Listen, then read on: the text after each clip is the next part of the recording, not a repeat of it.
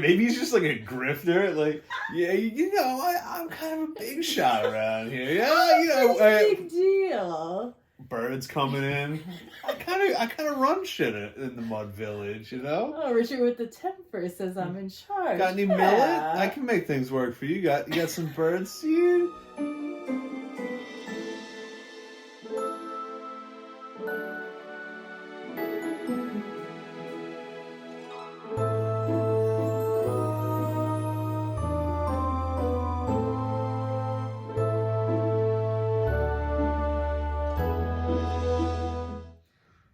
Welcome back to Secret Confessor, a Sword of Truth podcast. My name's Lauren. And I'm Frank. And today we're going to be talking about Chapter 25 of Wizard's First Rule by Terry Goodkind. That's right. We're back in the mud, baby. We are back in the mud. We're out of hell and we're back with the mud people, as we're happy to be back with them. We're sloshing. I guess that's probably good slang. For what we just went through, absolutely. I just meant like mud people probably use that. Oh yeah, that's top of the vernacular. They go, 100%. That's sloshing. Yo, that shot, two boblin, that was sloshing. Well, I promised that I would do a quick recap of the previous chapter in case anybody wanted to skip it. Yeah. We're doing a not traumatic TLDR. Yeah, to be trauma warning.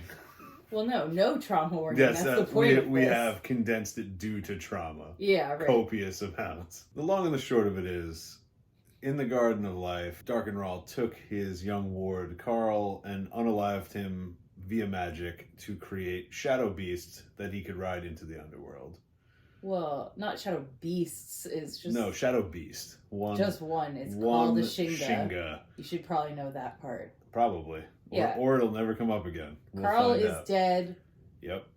He became a beast of unknown power and origin. And we don't know what it looks like, really, but Darkenrall, in fact, did ride it into the underworld, and that was where we left off. Darkenrall was bad. Very bad. During it. That's it. I mean, really, you don't have to know more than that, probably, to follow the plot. That's enough to follow the plot. If you want to get into the nitty-gritty, feel free to watch the episode. If you don't, now you know.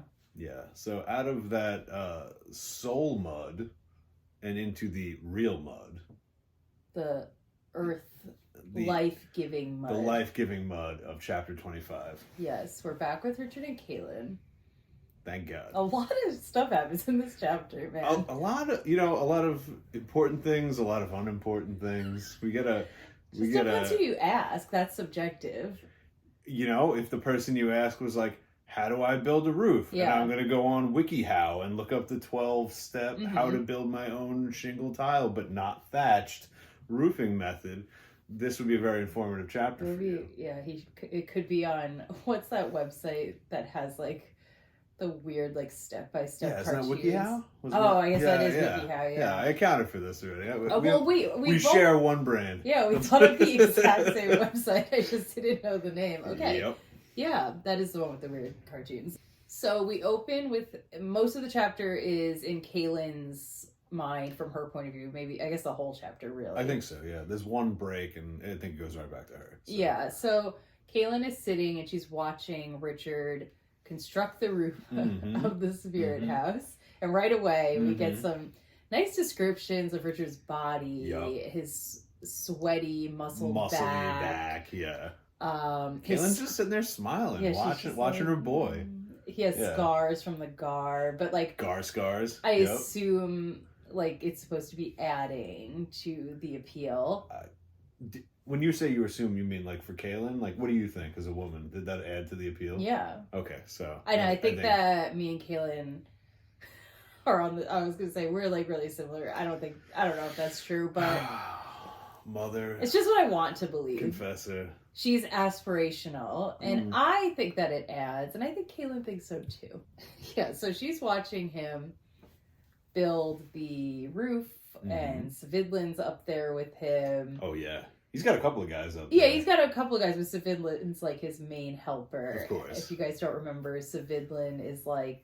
He laid him out, yeah. He's the guy who showed so much respect to. Right. Yeah. Part of the hunting party. Exactly. Basically, Kaylin's like, Richard turned down her offer to translate because he's like, no, men understand the language of using their hands. Is that how it went specifically?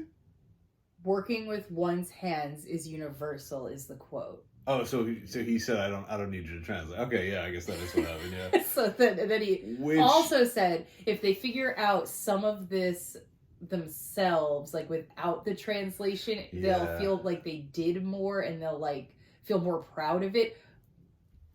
Okay, I don't know. This is 100% a Papa Goodkind lesson. And of course.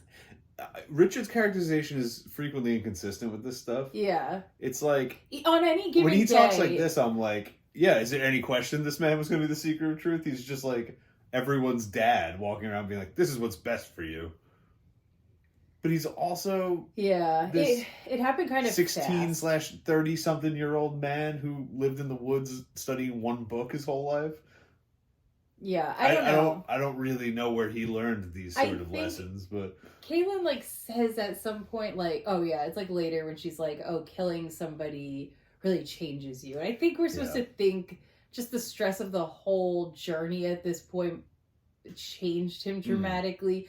But I find it kind of tenuous, the amount of change and the way he changed. A thought I just had, maybe, like, Avatar... Maybe now that he's bound, like, and binded with the sword, maybe he's, like, channeling some of the past seekers a little bit. That could be. Like, some of their life lessons are in him now. Yeah, this kind of seems specific, though, and it feels like if Richard is going to have, like, dad leader opinions, this would be one of them. Sure, and But, like, maybe the sword just gives you this sense of, like, more, like saying what you believe. To say absolutely fucking... condescending shit. Yeah. I don't know. I agree that, like, having the men help you would give them a sense of pride and all of these things. Yeah. I think it would be helpful, in fact, to have a translator. Yeah, but what do I know? I don't build things. What do I know? They just mentioned that Siddin is asking Richard a ton of questions. And that Richard just keeps replying with, like, information that is obviously completely unrelated to what Siddin's asking. So they're just talking past one another. And it's supposed to be like, that's cute. And I guess it is. It will definitely take 7 times as long. But, like, some part of me is like, this man wants information. Give him the information, Richard. Yeah. Why are you holding out? He's going to leave this village and these roofs are just going to explode. Everyone's going to be like, well... We watched him do it, but he didn't answer 12 of these very important questions. Yeah, exactly. Yeah? I had 12 really pressing questions, so I could do this, but he wouldn't answer. So I asked Frank for the next part. I said, hey, can you read and explain the tiling process? Because to be completely honest, I just don't want to. I don't want to do it. So and I said sure, but I lied. What did you do? Did you write any of it down? Nope. Do you want to talk about? Yeah, he makes clay shingles from the mud, if you believe it. And he cuts them about yay sized. This is going back to his Birdman prophecy, where he said he would make a roof with hundreds of holes but doesn't leak. This bitch says he hates riddles, but he'd be riddling, rattling all over the place, you know? He starts cutting these shingles, and all the ladies are like, oh, Richard, what are you doing over there? And he's like, I'm cutting these shingles. Now he's employed all of the women to bake shingles for him in their kilns.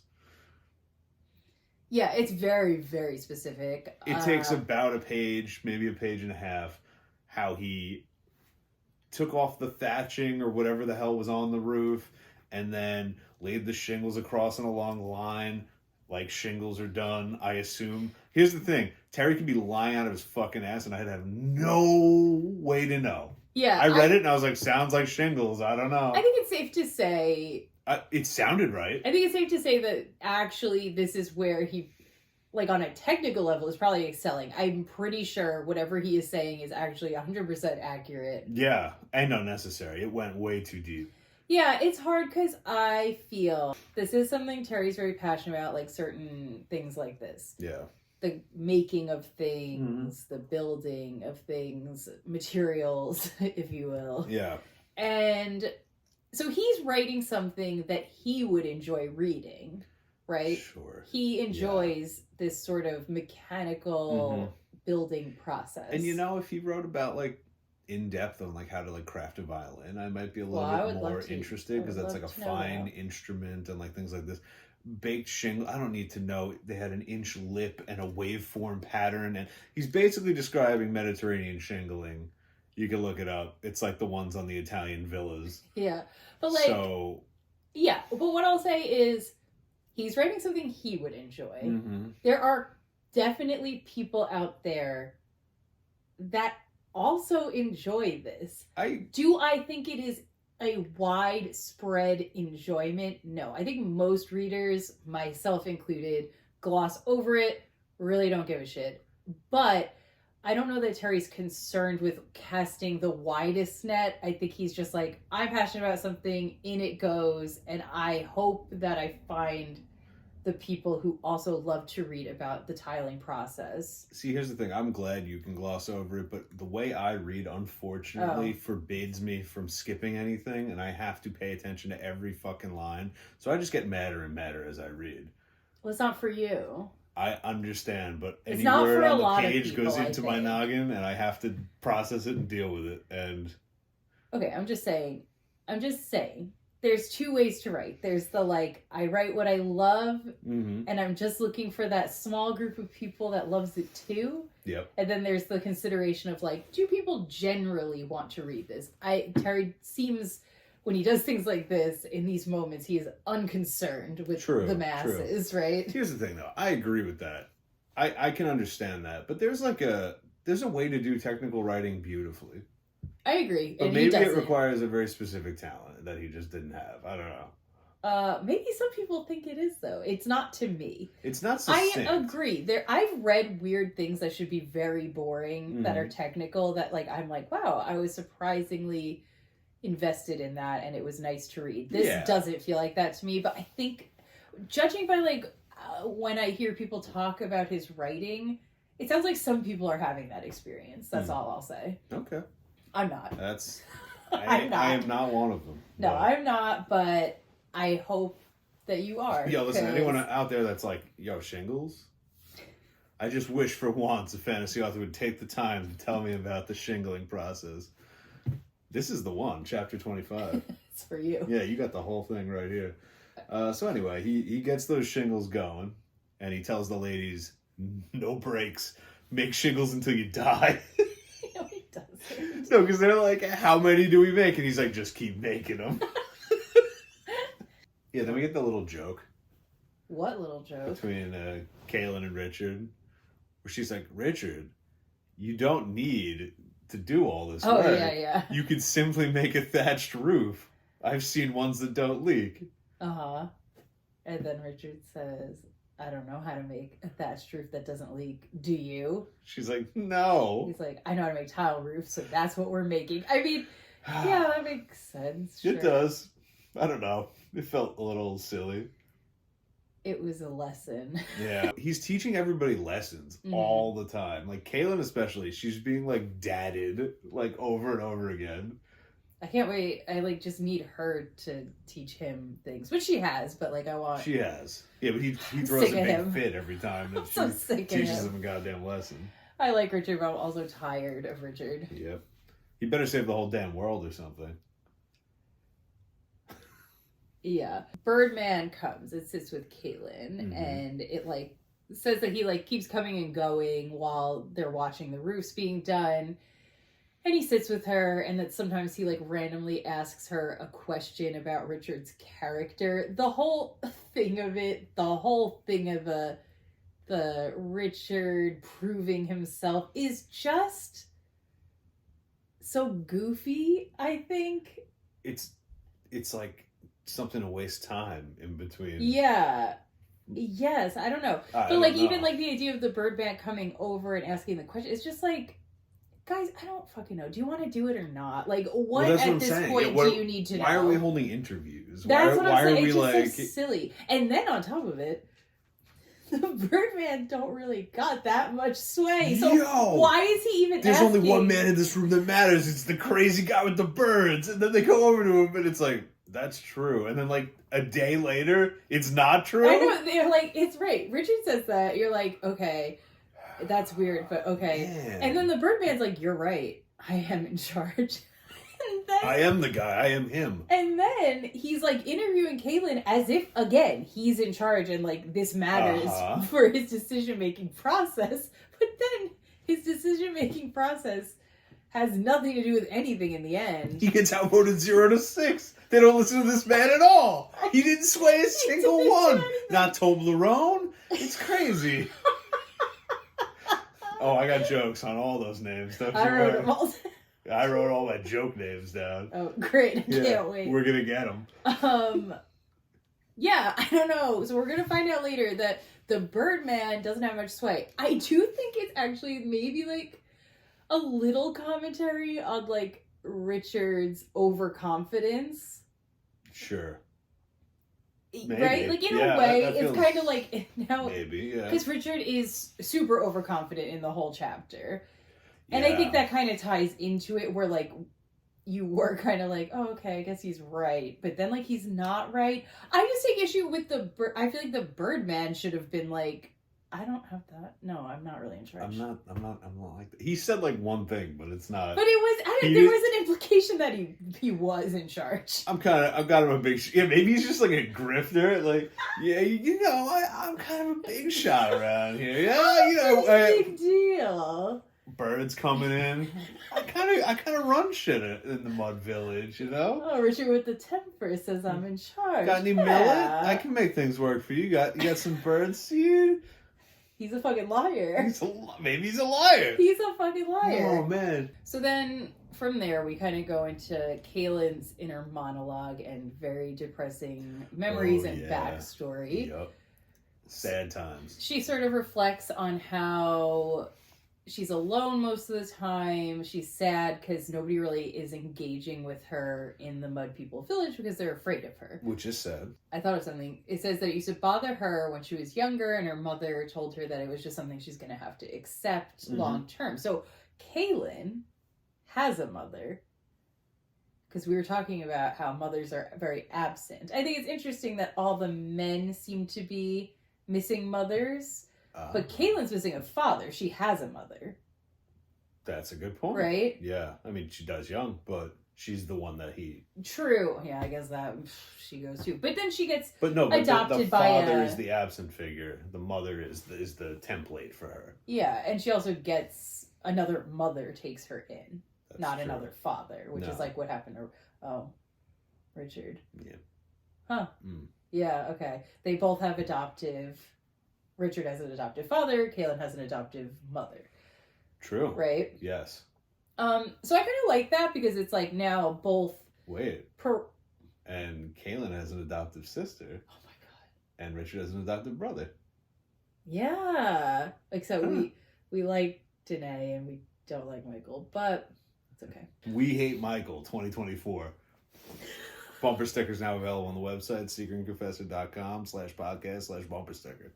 This is me pointing to the hyperlink that's not going to be here. I don't have any bumper stickers for you guys. We don't have a website like that. What is the bumper sticker? We Hate Michael 2024. Okay. Michael Cypher 2024. Fuck that guy. Yeah. That's not how like political bumper stickers Sleepy work. Michael 2024. Fire hater Michael. Afraid of fire. Oh yeah. Yeah. I thought it was it was neat to sort of be like, okay, so we're not just going full force absent mothers. We're kind of doing a like gendered split, reflection thing with it. Yeah. Well, Zed actually had both his parents. That's why he's OP. I think that is it. Yeah. If you manage to have 2 parents in this realm, you're like insanely strong. You're so strong. You're so charismatic. You're so well adjusted emotionally. Yeah, that's why Zed is 6 feet long. Yeah, that's why Zed is. Enter the bone zone. But part of this reflection that Kaylin's doing is that it actually didn't bother her that much for most of her life that people were afraid of her. But now it extra bothers her ever since she's been close with Richard. Yes. Which makes total sense. Yeah, absolutely. And because up until now, the whole, girl, you gotta tell him this shit, like, it seems really important. It's like, now it's really just tragic. Mm-hmm. Because she's like, no one in my life has ever been this close to me. Yeah, how is she supposed to do it? I don't know. And she's like, and he's hot, and I think I love him. And he's going to save the world, and I have to protect him. Yeah. I don't want him to be afraid of me. But you would get used to it if you've never really experienced it. I mean, granted, she has experience being close with people. Sure. In the sense of the other confessors and Danae and her mom and the other mom and all that. But it seems like it's been a while. Yes. Yeah, the first time somebody comes around and is like, I'm not afraid of you. I'll be nice to you. I'll touch you. Yeah, you're like, wow, this does kind of suck. You know what? I actually love this contact. She's thinking about how Siddin and his wife have been so nice. Mm-hmm. They're like the only people there who have been nice like this. Where they are currently, Richard and Kaylin are currently staying with them. Siddin's wife has been even kind when Siddin's not there, which Kaylin really appreciates. No, she doesn't like flip to the cold switch, she says. And they have a child named Siddin. Who, I'm just thinking about the end of the chapter. Oh. Anyway, we'll get there. Siddin's wife lets Siddin like cuddle with her and sit with her and play with her. And Kaylin gets kind of emotional about that. And that's a big kindness, and she's like remembering that very fondly and like tearing up about it. And he's like crawling in her lap and listening to stories, and people aren't like ripping their kids away from her, which is probably what would have happened normally. But it's emotional, I think, because Kaylin understands why the other mothers do. It's actually a completely reasonable impulse in a way. This is like an extreme indulgence. Exactly. Like, I'm feeling very like, oh man, I love this, but like, yeah, I get why I can't have this a lot. Yeah, because I'm like, damn, I don't know. If I had a child and some woman's there and it's like, if she even like accidentally loses control. How it works. You just know touching might kill my kid. Yeah, it's fucking sad. It's sad. I don't think this means anything, but I'm going to say it, and it's dumb. Siddin sounds like Midlands. The wife's name is Wesleyan, which is Westlands. And Siddin, I don't know what Siddin is, but it's not the horror. So, no. I don't know what that means. That's kind of weird. It's kind of weird. Huh. Yeah. They're like the marriage of... Yeah. And their kid is the boundary in the middle. What? Because he's bringing the dead back to life. Well, we will get there. But, I don't know. Kind of weird. Wow, we're like... I told you, I'm sorry, I said this in the last episode, so the people who didn't watch and people who didn't... No, the previous episodes, but I've cracked the code. Oh, right, he said the Terry that. code is... That's true. It's in here. Dan Brown is... We're writing a new book about it. It wasn't the Goodkind code. The last episode, but so that makes sense how you're having these amazing... Yes, I know. Insights. I know. Yeah, I mean, this is easy for me now, so... Cool. I'm here for jokes and to tell you when you're wrong, and that's basically all I've got. So I don't know how we segue from the thoughts about Siddin's family to the Birdman, but we do somehow. The Birdman has been impressed with the roof. Yes. The rest of the elders have not, though, because they did not find the leaking to be a big deal. And they were, quote, resentful of an outsider coming in and showing them how stupid they had been. And I kind of understand. I agree. And this is my question, though. Richard does ask this. He says to the Birdman, do you guys care about your roofs leaking, remember? Because Yeah. I said that was a good question, because I was like, yeah, they might have this opinion about it of like, no, actually we don't care. We kind of like it. It's fine. It's part of our culture. And the Birdman acted like Richard was being a dumbass and was like, who would like that? And it's like, well, evidently the people in charge of everything like that. He's like, yeah, we would love. We would dry love. room, a dry spirit house would be great for us. We're that would upset. surely win them over. We've been talking about how much we hate leaking. No, you haven't. Yeah, me and the other elders, yeah. The only thought, though, is that actually, I'm thinking maybe the tribe, other than the elders, actually do, and like later when it's fixed, they seem to like it. Definitely. They definitely like it, and the elders are just being petty. They didn't hate it enough to be able to accept his help. That was the... Yeah, I do understand, though. It is... The whole Richard helping with the roofs is irritating. Here's my take. Here's my hot take on the Mud People and Richard. Mm-hmm. The Mud People are being assholes for not just calling the spirit thing. They should not need Richard to fix the roofs, and they should just fucking have the meeting. Because the world is ending. Base pilled, yep. But if they're not going to call the meeting, thinking that fixing the leaking roofs and not expecting anything will make you a mud person and make the meeting happen is stupid. It's all dumb. It's just this middle part that I find dumb. I think that the Mud People should 100% have the spirit meeting. Yeah. But I think Richard needing to prove it by like fixing their roofs is a stupid plan. Well, it doesn't work out too well anyway. So I know. And you know who I'm blaming? Don't blame the Seeker of Truth. No, I'm blaming the Birdman. That's what I'm blaming for all of this. Go! He signed off on this bright fucking idea. Bitch, what? Bitch, what? Yeah, I blame him. I sort of blame Richard, but I mostly blame the Birdman. Listen, Richard was trying to come up with the plan based on the information the Birdman's been giving him. He's been feeding him lies this whole time. This dude's a charlatan. And he's a hack and a fraud. He's selling snake oil to the Seeker. Whatever, I don't know. And so anyway. But yeah, I can understand how this just comes across as like kind of douchey, the whole thing of it that Richard's doing. Yeah, it's illogical and it's shitty and it's douchey. So Kaylin is worried about what will happen if when this plan fails. Yeah, Kaylin's worried that if they turn him down for the meeting, Richard might fuck them up. And she worries that killing the guy in the quad has like impacted him in some way where he's like less hesitant. He's bloodthirsty. Go crazy now. But given the sword magic and all that, maybe there's something to it. There's a lust to that magic, as we've seen. Yeah. So then we find out Kaylin's little secret about the quad and Richard killing this man. She needed no help. Which is really rough. It's rough, but it's also like, good, get him on board. Because dude needs to be able to kill, so that's true. So he had a safe, that was like he had training wheels on. Baby's first kill. There's no threat. But I love how she's like, one man is not a threat for me.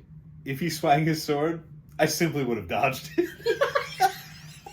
It's like, alright, is that part of your magic, or are you just like, my dex is through the roof? I don't know. There's no chance I would have been hit by a single man. She's like, he would have swung and I just would have gone out of the way, and it's like all those people who got stabbed, skill issue. Like, couldn't be me.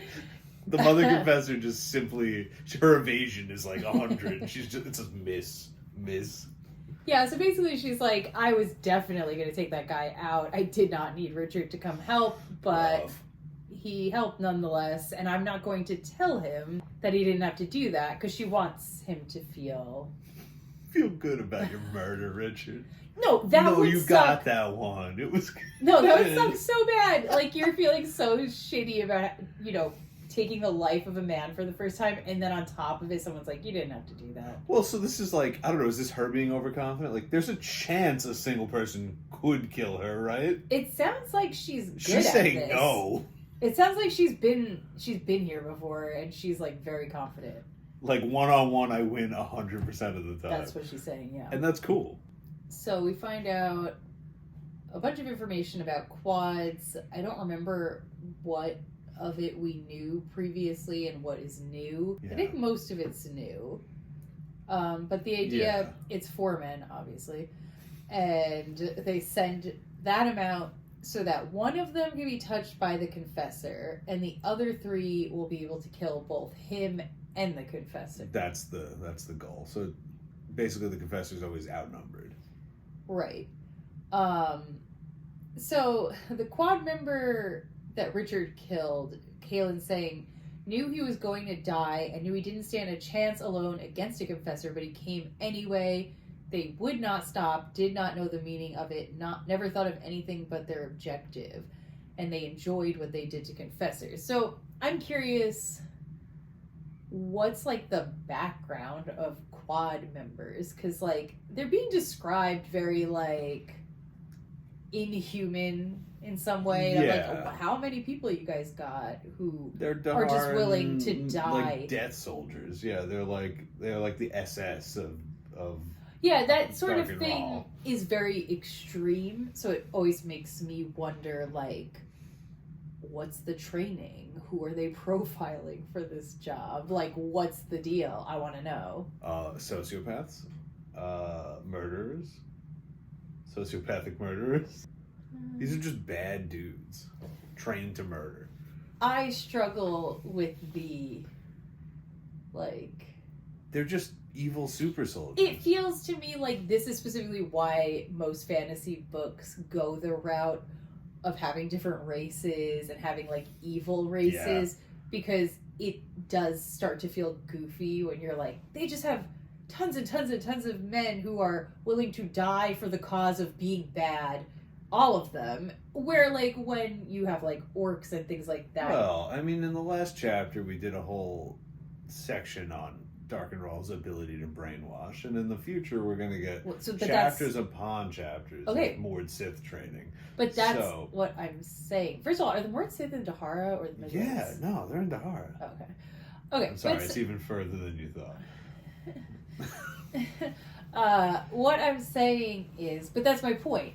You can convince me that you have these hordes of men. Yeah. If you, like, kind of show me They're making them, I think. Yeah, that's what I'm saying. I think it's a process. I'm just saying, I think a lot of fantasy books, because it's difficult to, like... I don't know, if you don't want to build in a gaslighting system or, like, manipulation system like that of government, you're like, okay, great, never mind. I just made... I think that's the third book when we get the sword of gaslighting. Yeah, I just feel like when you present me with, like, psychotically determined death machine people who have no nuance, I say, okay, but I'd love to be convinced of how you created them. That's all. Fair. So if they show us later... I don't think they do. But maybe they do. If they don't have to say, here's the quad training. But if I just see types of ways they train up people to be bad, I can extend my belief to go, oh, yeah, they probably do something like that with them. Fair. That's all. But so it sounds like if the Mord Sith are part of the Daharan, like... special... Yeah, then... manipulation Exactly. Forces, I'll say, oh, stuff like that. I think it's stuff like that. Yeah, okay, so fine. So then I kind of will find out. Maybe you'll be satisfied in the end. I don't know. She reflects on her sister Danae, and... Danae. Is it Denny? We did this already. Oh, is it Denny? It's Denny. Oh. I don't know why. I really want to say Danae. Because there's 2 N's and 2 E's. Danae. Denny. The double E, just... My brain's like, meh. So Kayla's mother was sick when she was young. Denny's mother, who was also a confessor and part of, like, the Confessor Sisterhood, which, like, very sad that they no longer exist. Yeah. Because that sounds really interesting. So, like, sad for Kaylin, that's incredibly lonely, but then, like, sad for us, because that would have been neat to read never about. got the experience of knowing them. Exactly. So, Denny and Kaylin were kind of, like, opposites in terms of, like, their constitution physically. Kaylin is like, I wrote that she's a big booty bitch, but to be honest, she is a big booty bitch. She has a much better control of her power. Right. And her constitution's like, she's really like able to carry the weight of all of this, whereas Denny, frail, her power takes like days to come back. Yeah. She hates doing it. Like everything about it's just like this is not her bag. Well, yeah, it sounds like she gets very tired and sick very easily, like in general. And then on top of it, if Kaylin uses her power, it says it comes back in an hour or two. Yeah, and Denny is like days and days, which sucks. Kind of crazy. And that makes me think that that's why Kaylin is the Mother Confessor. It's a power structure thing. Like her connection to whatever source of this magic is clearly superior to like almost everyone around her. You think? Well, because she was adopted by Danae and her mother. Denny and her mother. Denny's mother. Who at no point does it say Denny's mother was dead. And Denny's mother must be a confessor. Right. Because it's passed down that way. Yeah. So if Kaylin becomes the Mother Confessor while she's still alive, it's not a seniority thing. It's not an age-based thing. No, but do we know that she was the Mother Confessor pre everyone dying? I don't know. And we don't know how many confessors are left, right? Is she the last I thought one? She was the... Oh my god, is she not the last confessor? I don't know. I feel like I think we think she is. I don't know if there are more. They didn't say this? Maybe they did. I feel like they said it. I feel like they did, but I don't want to look it up because I don't want to get So there's spoiled. like 2 or 3 or 4 or 5 wizards left, maybe, and then... There's 2! Zed and that other guy. Zed, the other guy, and then technically Richard, and then Darkenwall is also a wizard or something, and then, I don't know. Yeah, I don't know. I kind of thought that all the confessors were dead. I don't know why I thought that.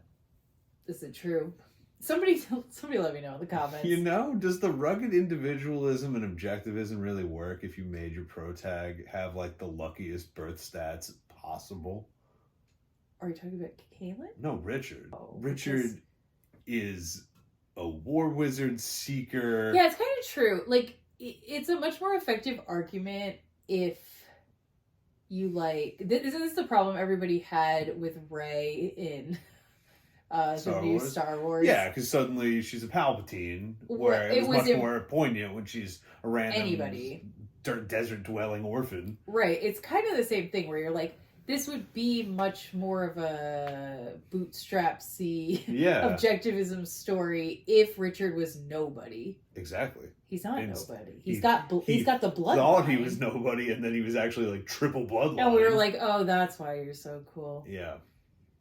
Yeah, it's not thematically resonant. And it's like, if you got like a Jon Snow the whole time you kind of suspected he had some sort of special bloodline. So then when he does, you're like, yeah, that explains everything. But like, Richard, we're told, just a woods guy. And it's like, actually... Not true. He's got the bluest blood around. My boys statted up. Yeah, that's true. So it's interesting. Yeah, it's your life. Rise up and live it. I'm also born king. I have magical powers. I have magic out the wazoo. So one day, Kaylin decides to go take a confession. Yeah. For Denny because she didn't feel good, and Kaylin knows she doesn't like it, and Kaylin's more like, I don't care. Clearly, it impacts her, but like, she could deal with it better.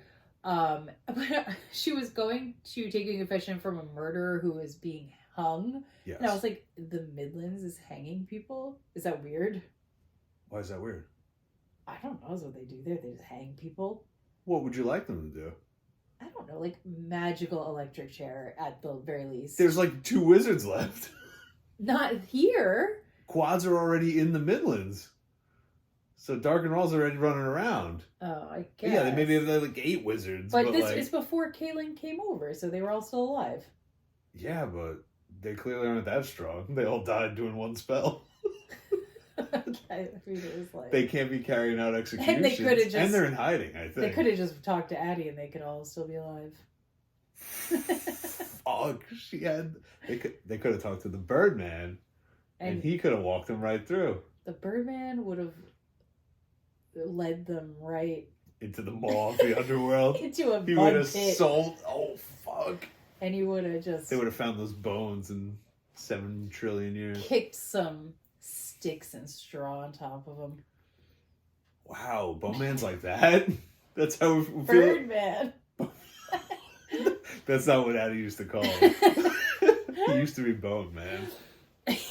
Until he gave it all up. It's really disrespectful that you are not honoring his desire to become a bird man and leave the bones behind. Hey, listen, don't birds have bones? Little bones. Fuck. The littlest bones he could find. Makes sense, right? He can't fully remove himself from the bones. He should have been a snake man. Oh. Really? Snakes have bones, don't they? Probably. They have a skull and I guess like a spine. And maybe. fangs. They probably have the least amount of bones. I feel like they're mostly bones. I don't know. They're like muscle. They're made of muscle. What? Yeah, I guess you're right. They have the least amount of bones? Should I Google what animal has the least amount of bones? Please. What animal? Do snakes have bones? Do they count as bones or are they cartilage? Has the least amount of bones. I don't know. I just think maybe it's weird that they hang people. You think the Westlands is doing that? Yeah, definitely. They're hanging people. America hung people until like the 1900s. What, like? Yeah, that was a while ago. Like, what era are they in? They don't have electricity, so like hanging's one of the only ways to be doing it. We only stopped because we got the electric chair. They don't have electricity? Who? The Midlands? Yeah. No, Westlands. With Richard and them? Yeah. No, they're living in the woods lighting fires. He's living in the woods because he's a woods guide. I don't know that everybody is. They don't have electricity. Do you remember any descriptions of electric lamps Who would describe in Michael's that? palace? Who would describe that? Terry! Yeah, you might. He would. He'd be like, I the don't know. flickering lamps that Richard hated the light of. He would definitely talk about it. Listen, I understand, like, Richard seems like the type of guy, even if electricity existed, he might not... He'd poo-poo on it, but in Michael's domain, we would have discussed it, I think. Don't you think? I was thinking this was all a little more modern. No, this shit's like medieval. I know, but like maybe like medieval and modern. I don't know. I don't know. How are the Mordsith getting these PVC leather outfits? It's just These leather. Shiny, they're like in the West Village picking up. No, it's just leather. It's slick with blood of their enemies. No, they're wearing... It's red dyed leather. That's all it is. It's skin tight red dyed leather. It's not PVC. No matter what whatever the show, what's it called? Legend of the Seeker. No matter what Legend of the Seeker depicts them as. That's what I pictured. I don't think they were far off. I don't know. Well, I hope for your benefit, Richard gives you a 4-page description of how they tooled the leather for the Mordsith's outfit, and he painstakingly goes over how the eyelets are drawn with the leather straps and I'm curious. the tooling of the... Yeah, well... Where'd that come from? Artisans. So they haven't had an industrial revolution, is what you're telling me. Correct. Which is probably what happened after Richard invokes whatever god powers he has at the end and banishes all the non-magic people to our world. Sorry to get 37 books ahead. It's very Planet of the Apes. God, it is. It's been us all along. What does he scream? What's the thing? I don't know. What does he scream? New York, New York. No, it's not it. My Lady Liberty. That's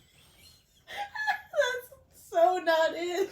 The bomb's bursting in air. Planet of the Apes' last line, like, I don't know.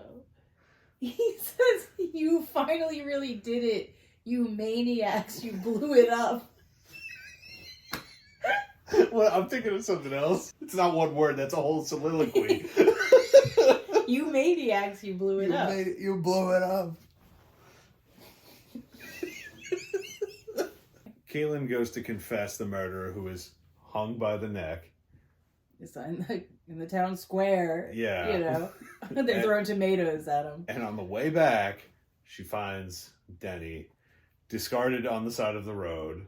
Yeah. Having been thoroughly beaten, broken, and raped, and basically murdered by the squad.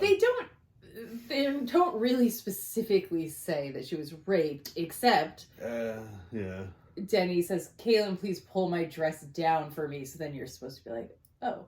So that's the thing, is that by doing that, they are forcing the power to go off, which is going to fuck up that one guy who's... Are you saying because of the rape? Yeah, is that part of...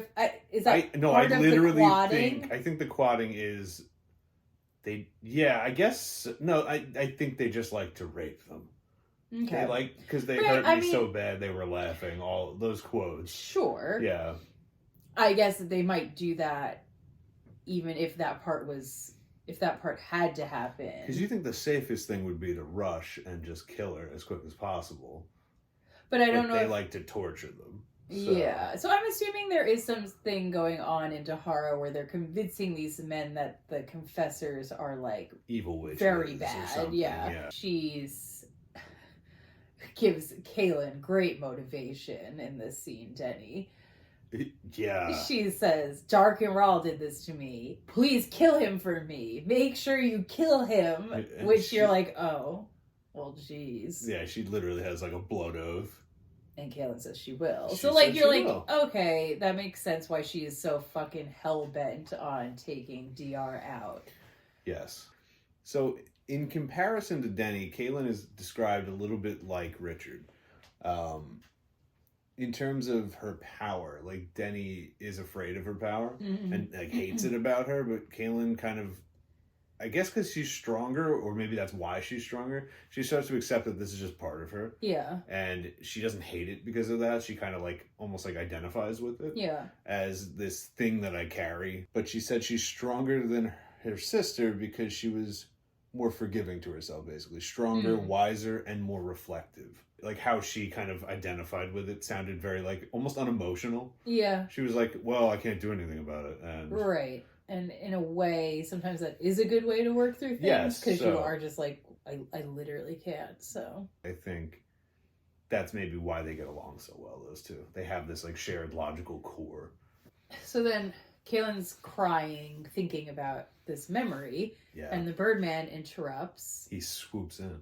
And she says, please forgive me for showing weakness, which is sad. It is sad. And then he gives her a fatherly hug and brushes away her tears. Once again, everybody's so comfortable being very physically affectionate. I think it's interesting because when I read it younger, and I think if I were maybe reading it much faster, you kind of like take those things, you don't really think about what that would actually be like for a person to do. Yes. You just sort of take it as like, oh, he comforted her. Okay, moving on. But like, when I really think about it, I'm like, yeah, how often in your life can you say, like, I got upset and somebody I like just recently met came over. Like, came to me and like wiped the tears from my face. Yeah, and held yeah. Those are really very intimate. Intimate things that we lack a lot Absolutely. In our culture. It's like really not how people behave. No. It's a beautiful physicality that is not. Yeah, and I like it. I do wonder if Terry was kind of just using it as like shorthand, but I don't think so. Here's why. Because I think you take it that way when you read it quickly. Yes. It's sticking out to me because we're taking a lot of time to like dissect line by line and paragraph by paragraph. And then Terry's on a whole nother level of intimacy with each and every action he's putting in. Editing it and parring it. And, right, so like he had to literally sit there and think, okay, the Birdman comes over and does what and write it out. So he obviously, in his mind, these are the things that he wanted to stay. He wanted this imagery to be. Exactly. There. So like clearly he also finds that sort of interaction between people important. And I agree with him. Me too. It is poignant. So he puts bird seed in her hand and a pretty little yellow bird comes to eat it. And then they're like smiling and he does it to cheer her up. And that is cute. And that would cheer you up. Okay. I guess unless you're afraid of birds. Some people are. The little baby bird feet bouncing around. Yeah, I love birds. Yeah. So I would like that too. And then we get a little, are you a consumer scum, Kaylin, or test? Actually. Yeah, this next part actually kind of pissed me off. Did it piss you off? Which part? What he asks her. If she would like to keep it? Yeah, because I do feel like it's a test. It is definitely a test. And it's like, she's crying, thinking about the murder of her sister. He's like, I feel like he should allow Kaylin to just cheer up with the little bird without being like, and are you gonna, like, in your moment of weakness, be a bad person? I don't know. Like, give her a break. Jeez. This is his thing, you know? For what? Birds. It doesn't, again, if Kaylin answers right or wrong, it doesn't seem to matter, so why is he even asking? I think ultimately it definitely will matter, so. I know. I think in the ultimate end, Richard was right. Birdman is supreme. I'm gonna make a prediction that might be, you know, informed by having read this. Having read it. But I don't remember at all if I'm right. Do they sneak in? Does somebody sneak them in and do it? Like, does the Birdman and Siddin and, like, some other people, like, sneak inside the spirit house to do the ceremony without the elders' permission? Bitch, I don't know. Maybe. That came to my mind, and I was like, is this a memory or just some bizarre, like, way around this that I'm coming up with? It's possible. I have no idea. Me neither. But I thought I would say in case I was right. So, yeah, get it on the record. He asked Kaylin, do you wish to keep the bird? And Kaylin said, you know, answers correctly. I have no right. It should be free. I'm like, yeah. But also, like, God, can these people, like, have a moment to be, like, human where maybe you're like, I would like to keep it because it's so pretty. Also, the urge to keep it goes away when you can just summon them with your bone whistle. So true. Oh, I could just hang out with any bird anytime I want. I don't need to keep it then. I could just... You want to check out some owls? Like, you know? Like, I don't know. No, but, like... What's keeping it? They come when you call. First of all, here, I'm going to be Addie for a second. At me? Just in general. Okay. Do you want to keep it, and would you keep it? Not the same question. Damn. Right? Because Kaylin could want it all she wants. Yeah. Kaylin could say, yeah, in fact, I do want to because it's so beautiful and made me happy. But I will not because I know it deserves to be free. So I don't think Kaylin wanting to keep the bird says anything about her, Birdman. No, and if she answered like that, I think it would have been taken well. Sure. But also, like, I'm crying, leave me alone. Literally, I'm crying. Like, I'm crying, leave me alone. Get the fuck out of my mud space. So. Stop. But, you know what I'm going to say about her answer. I have no right, it should be free. Mm-hmm. Your life is your own. Your life is your own. Oh! Your life is your own. Rise up and live it. Why? Hey! Shania Twain 2024. I don't think that's how Shania Twain would do it. No. I don't think actually, I had no idea that was coming. That was good. I didn't think we'd be getting Your Life Is Your Own again so soon. Well, I thought the theme was there. It's definitely there. And Kaylin said it to the bird. And then she flung it into the air and said, rise up and live it. And the bird went, I never drew. This music video has to happen, right? Oh my god, that needs to be a scene. Yeah, it does. Kaylin in her confessor dress. And it just, like it's going on. This like shitty CGI bird. It'll just be like me dragging like an image of a bird with like the background still there. Like, we gotta do it now. I don't know. We don't really have a choice. Anyway, it's like not the point. I just wanted to point out the theme was there, you know? It is, and it was. She's gonna give that bird his life. And so anyway. And then Kaylin says, which I actually think kind of was like a fuck you to the Birdman in the way that I'm complaining.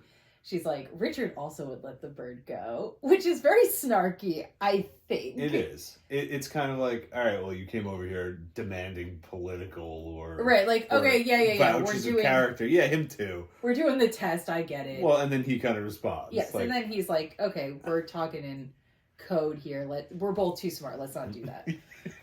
We'll never catch each other. Yeah, and Birdman is basically like, I've been trying to use my big power here to convince the elders that Richard's a great guy. But they're really stubborn and it's not really working. Yeah. And then Kaylin says, well, I don't know what we'll do if the elders say no. But just so you know, I've seen how bad Dark and Raw is. Yep. And then... Yep.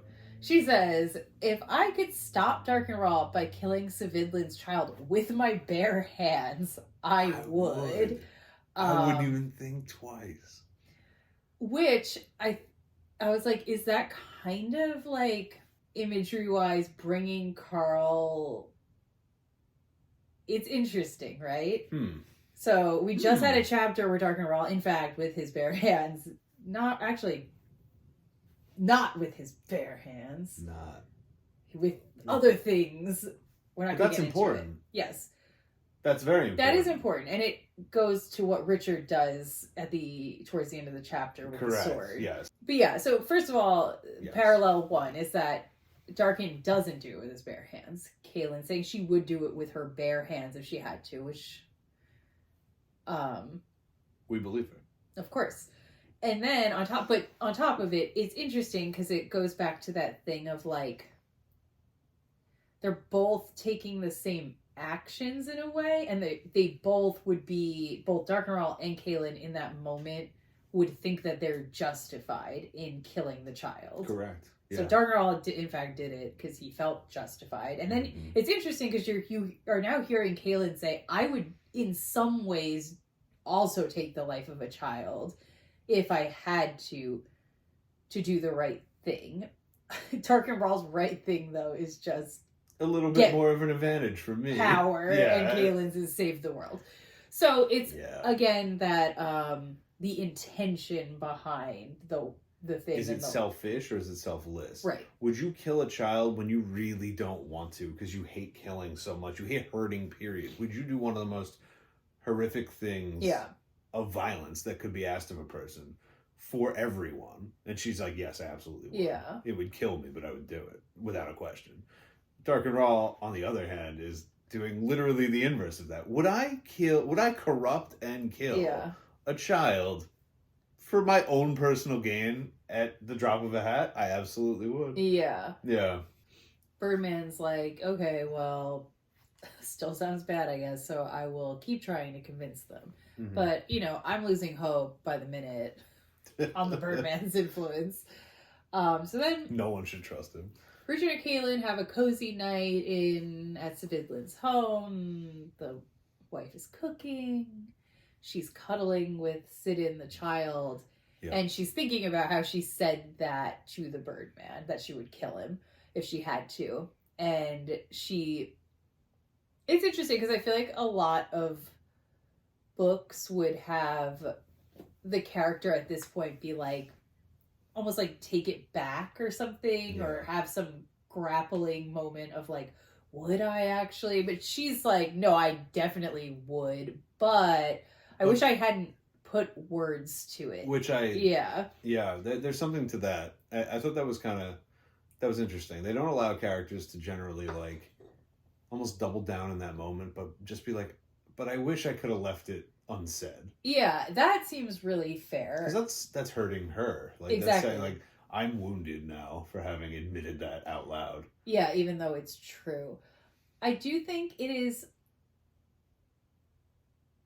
probably more relatable for a character to not be able to do that, or be really grappling with it, where you're like, I think I probably should, but I don't know if I can, whatever. Mm-hmm. But I do think it's like there's definitely people who are more firm about knowing what they would do. Oh yeah, definitely. And Richard and Kaylin are kind of put forward as these like archetypal paragons of like that sort of being able to make the choice, make the decision. That's like their whole thing. Their whole thing is can you act when you need to? Can you definitively say yay or nay? That's the whole game for them, and the world's on the line, so it's not like something they can mess around with. Yeah, I actually like reading a book with characters that are able to do that, but I do think it's probably part of the reason the books don't resonate as heavily with people as some other series. That's probably true, because I think that's a little, it's just less relatable than when you are with characters who are like failing a lot more in that way emotionally and whatever. Either overconfidently think they could and then can't. Right. Or are just aware that maybe... and then do and then struggle. Yeah, I like it. I think it's interesting to, like, explore the, like, what it would feel like to, like, have that much conviction. But I do think people kind of enjoy connecting with characters that are more in line with their inability to, like, make choices like that. So agreed. Definitely agreed. So the next morning, all the villagers come. They're looking at the new roof. People are crying out with excitement. So obviously, you know, other than the elders, people did in fact want a roof. Everyone likes this roof. And Richard's happy. He's like climbing down the ladder, just feeling good. He's like, yeah, it's the chimney's pulling. Look at this shit. The men are proud that we're helping him out with this. As he predicted. And Richard strides into the center of the village where all the elders are standing. Yep. As Richard's walking in, this part I actually thought was confusing because I thought one thing and then as I read, I realized I was incorrect. Kaylin asks, should you take the sword? Mm-hmm. And Richard smiles and says, I am the seeker. And I hope it will serve them as a reminder of why they should do the right thing. I thought he wasn't taking the sword. Oh, yeah, no. And Kaylin was being like, oh, maybe you should take it with you. And he was being like, I don't need it. And if I don't have it, it'll remind them that... The opposite of that. Yeah, it was the opposite. Yeah. He was going for threatening. Threatening or also, like... That's my title. I'm the truth guy. Yeah. This is my weapon, but also my creed, you know? Yeah, so Kaylin has a bad feeling in her stomach. And she's like, I think Richard really thinks this is going to happen right 100%. Now. He totally 100%. Does. The way they're, like, describing him, you're like, oh, Richard really... He's like... He thinks it's happening. Can I have my citizenship now? Thank you. I told you, Kaylin, that this had to work. And he's going... I found the bird, man. How could it fail? Like, pointing him out. Yeah. Yeah. So he's heading in hot and heavy. She's like, this is not going to fucking work. To be fair, she has insider knowledge because the Birdman did tell her that it wasn't going well. Yep. I don't know that Richard knows that. All the elders are there. Tofalar, as well as... Oh, yep. Surin, yep. Caldis, Arbrin, Breginderin, and Hajanlet. Mm-hmm. Or, as I call them, Toblerone, Siri, Callus, Arby's, Bridgerton, and Halal. I like Bridgerton. I know you did. That was the first one I came up with. Toblerone and Bridgerton. So I like Toblerone and I like Bridgerton. The rest, mid. I don't know. I didn't spend much time on this. Thank God. I didn't craft these overnight. They are wearing coyote hides, which apparently they do for official events. I don't even think in the 2 times I read this chapter to get ready, I read that line. So that's fascinating. If you wanted to picture it, they're wearing coyote hides. All right. Kaylin basically on the way is like, hey, I need you to chill out because even if they say no, we need to like get out of here. We can't like die here for this because we gotta keep going. It ain't worth. Yeah, we got so many people listening. And Richard just ignores her. He says nothing because you know he's so confident it's gonna work out. So Richard has a speech that I wrote. Did you? Good. All right. Okay, Frank's gonna do a dramatic reading of Richard's speech right now to the elders. Honored elders, it is my privilege to report to you that the Spirit House has a new roof that does not leak. It has also been my privilege to teach your people how to build these roofs, and he's doing the hand, build these roofs so they may improve the other buildings in your village. I did this out of respect for your people, and I expect nothing in return. I only hope that you are pleased. Yeah, it's kind of like fake ass, though. Like, what do you mean I expect nothing in return? Because guess what's going to happen? In 3 seconds, you're about to throw a fucking tantrum when you in fact... I expect nothing in return. The sword comes out immediately. It's like you definitely did. To be fair, his reaction goes kind of fucking hard. It goes hard. It does go hard. And he's right. Yeah. But he's obviously right. But the posturing in this middle zone that I don't like, it's the posturing of, I only did it to help you with your leaks and I hope you're happy, bye. That's fucking a lie. It's a lie. It is. And now I'm starting to think this entire journey is a bit of a metaphor for the Lord Sith are the ego crushers of Richard. Oh my god. And when he comes out the other side, he's actually reborn as a true seeker. He has so much ego right now. He's so cocky. Okay. Yeah, he needs them. And he's starting in the mud with the mud people.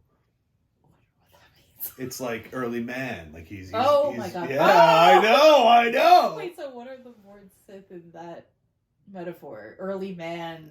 They're like later. He's like in the time metaphor of I don't know. The Enlightenment. Well, they had PVC, Industrial The Renaissance. Yeah. Yes, the Renaissance. I don't know. I don't know. I'm not like that's interesting. I don't know, but I do think.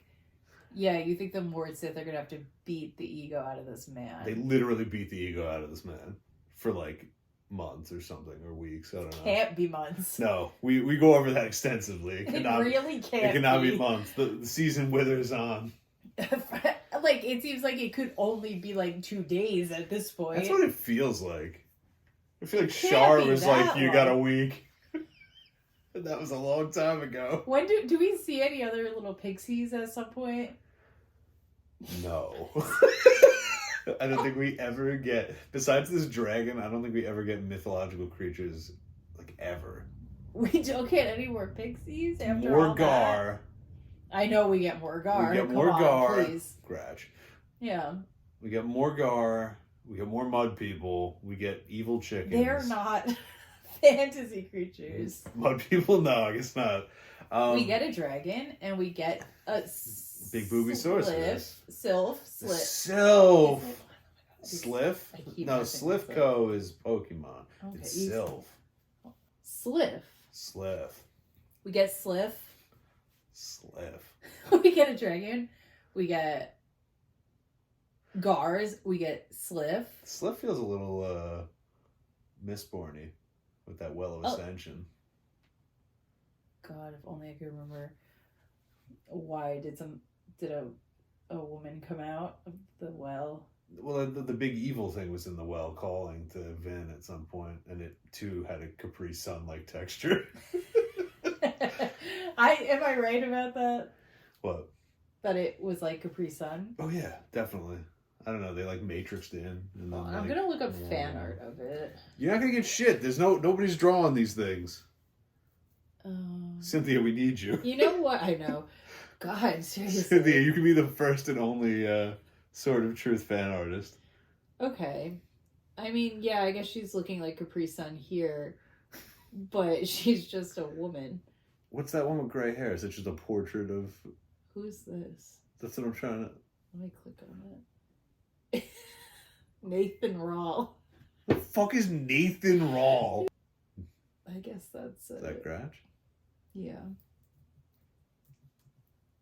Yeah, there's one fan art of the Sliff. It's just Sliff. Her name is Lucy. Aw. Or don't spoil it. I just saw her name is Lucy. I don't know. I'm sorry to have spoiled that. I want to discover it in the moment. Yeah. They probably just like name her that. Like, we'll call you Lucy. It's more human. She's like, I don't care. I'm a metal sentient creature. Anyway. Yeah. Yeah, so Richard's a con man, and they call him out on his bullshit. They say, we're not pleased. We're not pleased. We're not afraid of mud. In fact, it's our namesake. And they say they're going to rip down the tile roofing. And They do not. They say that? Yeah. No. They say we're going to revert the spirit house back to its normal roof because we don't fucking fuck with your shit. You're a shystery outsider, and we don't like your thing. We're going to take it down. And that you get some moans from the audience like, oh, what we like, oh. Yeah, a little rain does not melt the strength of the mud people. That's pretty good Facts. rhetoric. That is good rhetoric.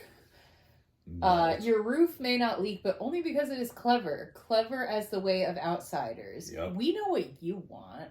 Just another clever trick to get what will serve you. Damn. Kind of true. Based. if you will. Yeah. Ooh. Ooh. Ooh. Ooh. No, bad. Ooh. Is it bad? Why is it bad? Huh. I don't know. Bass doesn't really go with a tongue pop snap. Explain. Because bass is like gamer bro. Yeah. Language, and a tongue pop snap is like drag queen coded. Isn't it time for those two worlds to meet? No. Me.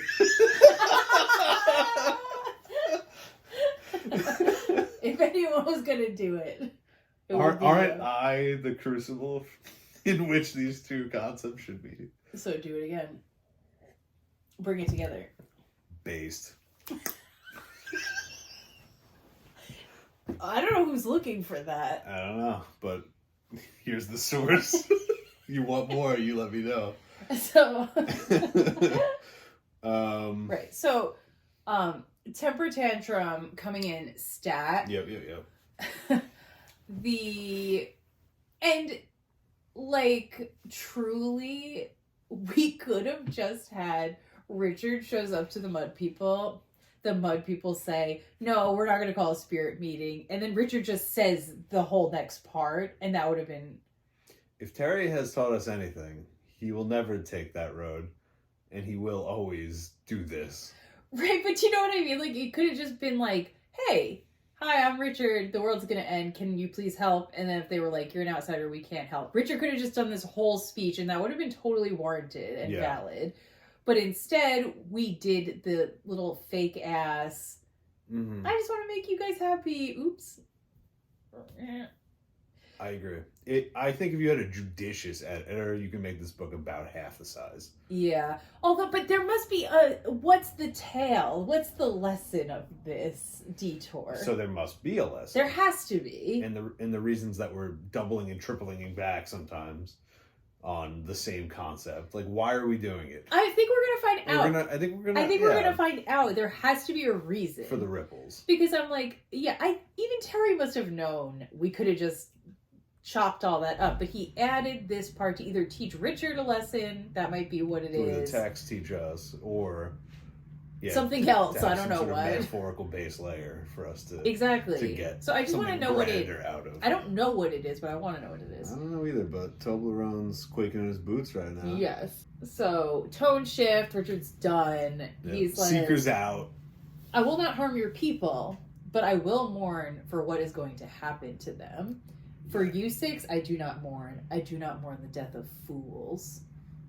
And they're like, damn, they're taking that shit. Richard pulls out his sword and points it at the elders initially.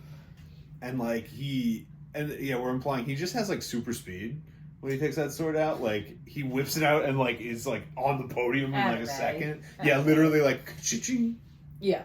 And he says, have the... Nani? Stop! Nani?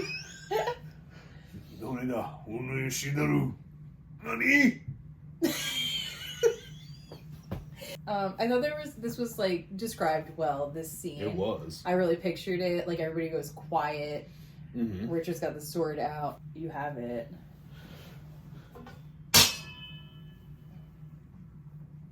Well, no. And then he points it, and then he goes, actually... Well, he has to say the first line before he... Points it? Yeah, he say the points line. it. He says, have the courage to do one last thing for your people. Okay, now And then he just... Then he gives them the hilt. Everyone's gasping. I don't know if it says that, but they're shocked. Yeah, they're gagged. They're floundering. Anyway. He says, take my sword. Use it to kill the women and children. It will be more merciful than what Dark and Raw will do to them. Have the courage to spare them the torture they will suffer. Give them the charity of a quick death. You bitch. Which is, like, that goes hard. That goes so hard. Just here you go. He's like, okay, fine. But you know better than me? Here. Do the right thing. Kill your own women and children. You're condemning them to a way worse death. Right. If you don't do this right now. So here you go. I got a magic sword for you. Make it real quick. Right. I guess the issue with it, with the argument, is that it's like that is predicated on the mud people believing Richard. Yeah, of course. You don't have to believe me, but you will think, suffer. Kind of reinforces that you're like, oh, he really believes it. Yes. I am assuming the mud people don't believe it, because if they did, they'd probably deal. Well, some of the women are like crying. Like I meant the elders. Oh, the elders. Sorry, yeah. The elders, I think they're too proud. He doesn't. They're fools, you know. Right. I'm imagining it's not that they are like, or maybe they are. Maybe they are just like, if it's meant to be, it's meant to be. Maybe. That's not. Maybe they're like, our ancestors will tell us if we really need to be worried. Yeah. I don't care if it's coming out of your mouth. Yeah. I don't know. You know? There's a lot of ways they could be thinking about it. So anyway, he offers the sword. None of them take it, but they are kind of shook. And it goes back to the point Kaylin made, where she said, if I had to, I'd kill this child with my hands to save people. And it's like Richard being like, fine, if you're going to condemn people to a terrible death, if you're a good leader, you would take the burden of killing them on mercifully. Yep. So women are crying, yeah.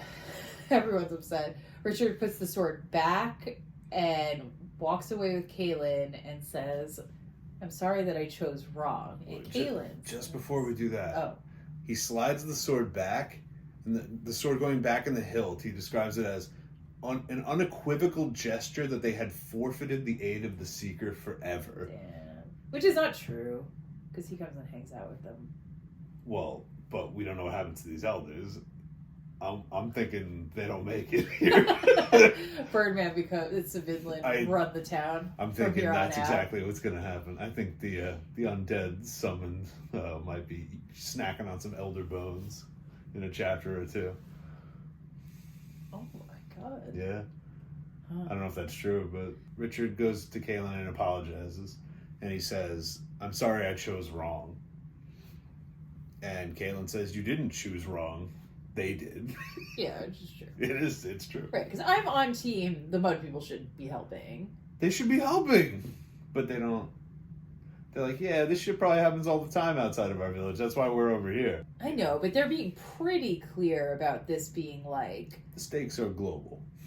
And, like, this is new. Yeah. You know, like, this isn't... Do the Hardhounds not come out here?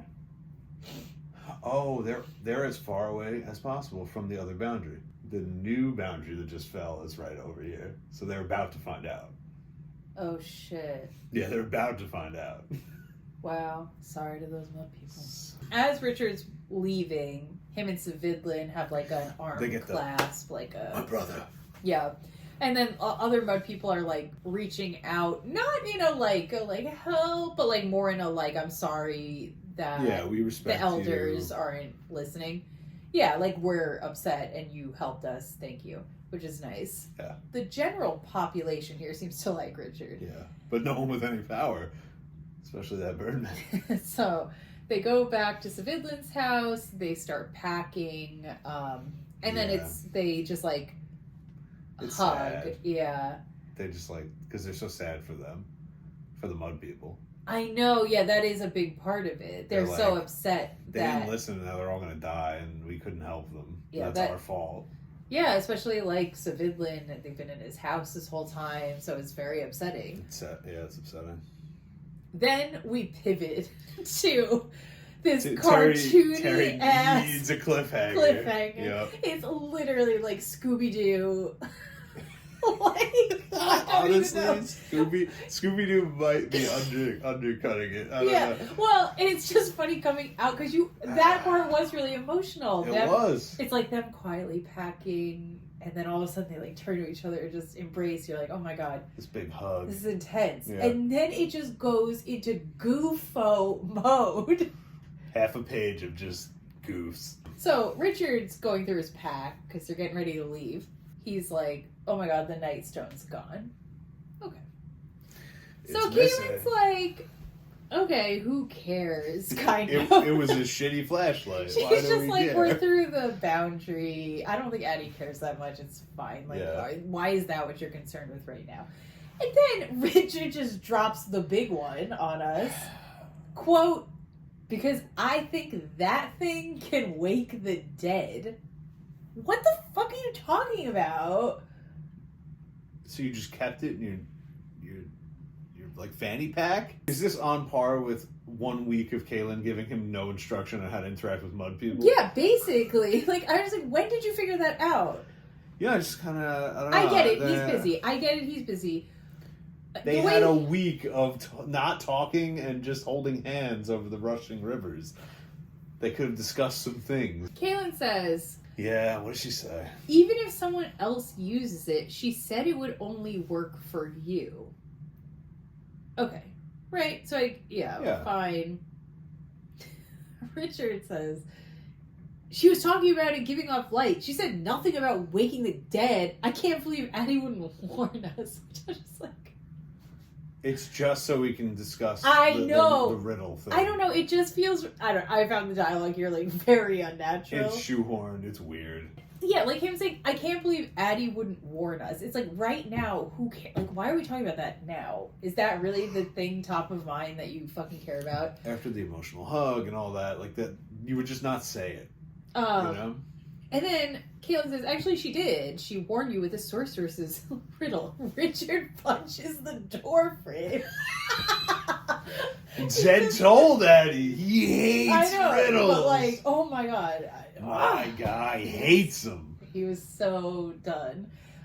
He hits the door frame and says, she should have told us. Okay. But you figured it out, but you didn't tell anyone. Okay. Riddle or not. Explain to me the riddle. Explain the riddle to me. I'm assuming we're getting more to it, because that's not a riddle that is sufficient. Kaylin says, she said, if you have need enough, like water, it is valuable only under the right conditions, that to a drowning man it is of little worth and great trouble. That was how she was trying to warn us. Great trouble. What? If you need a flashlight, because it's so dark, you could use this. It also wakes the dead, which if you're near a lot of dead is pretty bad. But if you're not near a lot of dead and it's really dark, it's quite good, actually. Is that the riddle? I don't know. What's the riddle? Where was I picking up that it wakes up the dead in that? I don't know. I don't know what it means. Richard's like, it was here last night. And then they both look at each other and go... A la Home Alone. Siddin! That's what I pictured. Yeah. Yep. Okay, Siddin, again, if you forgot, was the child. Savidlin's child. So... I don't know, I guess... This boy who has had almost zero characterization other than being a lap child that likes to hear stories... has now stolen a magic artifact capable of raising the dead. Can't wait for next chapter where we deal with that. I kind of can't. I am excited. I'm hyped. I want to see them slicing zombies. I bet that would ingratiate themselves to the mud people. I know, that's what I was thinking. Except it's their fault that the stone got here, which I'm sure Toblerone's going to bring up. We'll see. And I think Birdman's just going to staff him in the face and be like, you're not an elder anymore. Yeah. Yeah, so that's where the chapter ends. It's quite the cliffhanger. A child has the stone that brings dead people to life. It's going to be something... No, you know what it's going to be? It's going to be like, the ghosts are in the rain. The only way to get away from the ghost is to get to a dry place. But, oh wait, the spirit house is dry now. Richard did save us. Or he's going to use the stone and they're going to be like, oh my god, all the spirits are here. They're here. Shit, we're having the meeting. They came. Whoops. Oh my god. I don't need you. I can summon my own ancestors. Look, they're here. You just ask ghosts anything you want. Siddin just brought them all in. They're waiting and ready. That's the answer. Yeah. Oh god, we have so many things that could happen here. I hope it's none of them. Yeah.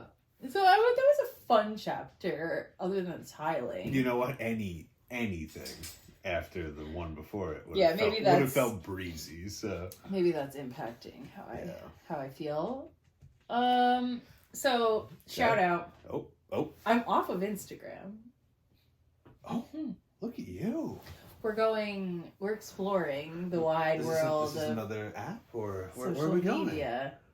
Where else would it be? I don't know. It's another app. Okay. TikTok. TikTok. You guys Goes are the on. Clock, baby. You guys are on the list now. Uh-oh. Honestly, on the chopping block. Don't know if anybody on TikTok actually watches or listens to the podcast. I feel like they actually just watch our clips. It's the clips. It's the clips for them. I don't actually know if this person's even going to know that I'm shouting them out. Give it to them anyway. I will. Let them have it. Fire Mage Hits. Woo! That's my boy. Those are firebolts. Yeah, Fire Mage Hits, our friend over on TikTok. Yep. Leaves a lot of comments.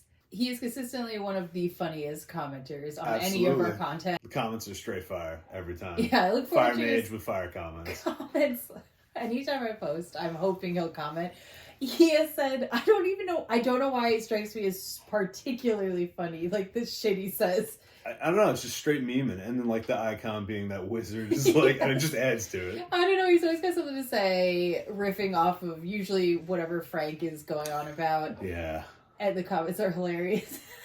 It was when we posted the video with the hat. Wait, was that the one with Terry's peanut head? It's like, damn, Terry's got a peanut head. I don't know, it took me out. I was cracking up.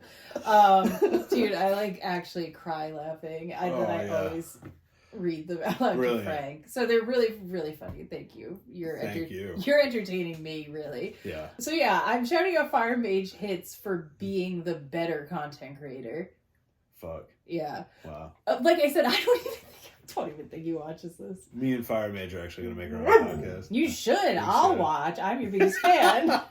Join me to entertain my wife. I'll let him know that he got the shout out, so maybe he'll. Please, yeah. Maybe he does watch. Maybe I'm just being a hater. Make a mini clip for him. This is for you. This is for you. Fuego Mago Hitzo. If you're not following us on TikTok, it's the same content, guys. So if you're following us on things, you don't have to double up. But you could, if you want, to read Fire Mage Hits funny responses. Honestly. And also, he does AI art. So once again, another creative in the mix. Look at that. Can't stop hustling. I have complicated feelings about AI art, but this stuff is cool. So like, if I'm gonna like it, I like yours. There you go. From a hater, that's pretty big. Exactly. No, exactly. I kind of am a hater, and I still, when I look at it, I'm like, oh, it's kind of cool. So there you go. Good job. All right. Thanks for being funny. Thank you. Well, I think that's it. All right. Yeah, well, this is going up the day before Valentine's Day. Hey, you're our Valentine's. Hey. Here, kisses. Valentine's kisses. Yeah. Okay. 2:14, see you then. What? Valentine's Day. It's going up 2:13. Yes, we'll see you on Valentine's Day. We're coming to each of your houses. Oh, okay. Love you. We're bringing candy hearts. Yes, we are. All right. Bye, guys. What did you get us? Bye.